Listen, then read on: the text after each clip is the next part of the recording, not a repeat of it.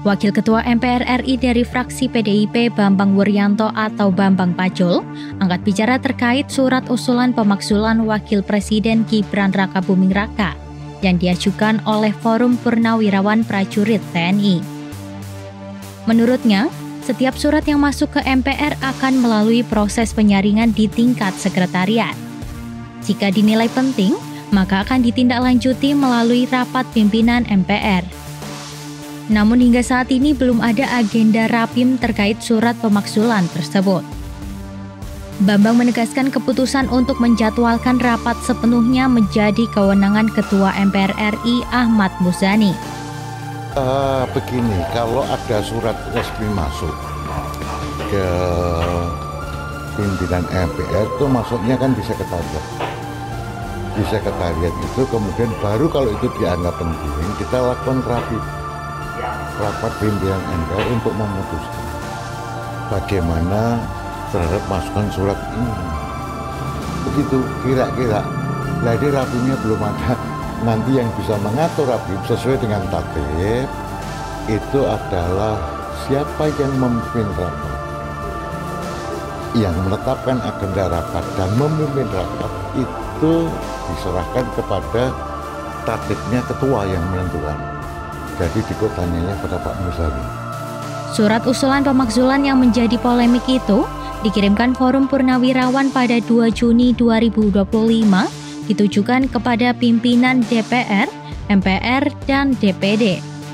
Surat itu ditandatangani oleh 4 jenderal purnawirawan yaitu Fahrul Razi, Hanafi Asnan, Yasno Sudarto, dan Slamet Subianto.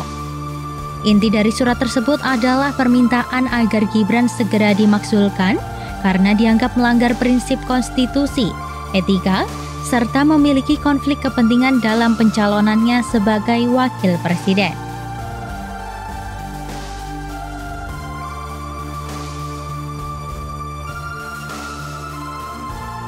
Wacana pemakzulan Wakil Presiden Gibran Rakabuming Raka mencuat setelah Forum Purnawirawan TNI yang terdiri dari ratusan perwira tinggi dan menengah mengirim surat resmi kepada DPR dan MPR. Mereka mengusulkan agar Gibran diberhentikan dari jabatannya karena dianggap melanggar konstitusi saat mencalonkan diri dalam Pilpres 2024. Para purnawirawan menyebut pencalonan Gibran merupakan hasil proses politik yang dipaksakan dan tidak selaras dengan prinsip demokrasi. Bahkan, mereka menuding keterlibatan Ketua MK saat itu Anwar Usman, yang juga paman Gibran, telah mencederai independensi lembaga peradilan.